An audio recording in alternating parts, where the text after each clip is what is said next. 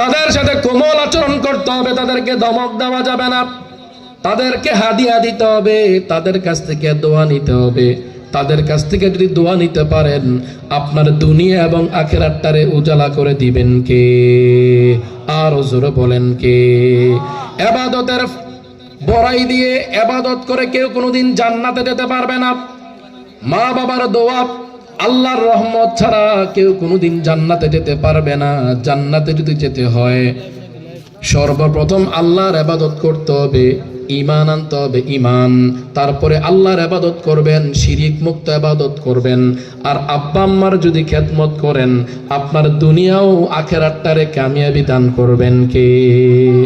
এই জন্য লুকমান তার ছেলেকে প্রথম সংশোধন করলো, আমার বাচ্চা, ও আমার আদরের সন্তান, আল্লাহর সাথে কাউরে শরীক করবা না। কেননা ইন্নাশ শিরকা লাযুলমুন আযীম,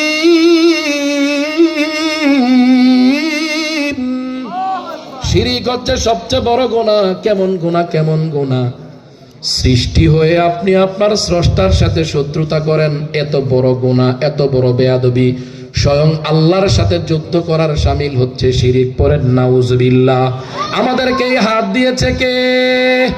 এই চোখ দিয়েছেন কে? এই মুখ দিয়েছেন কে?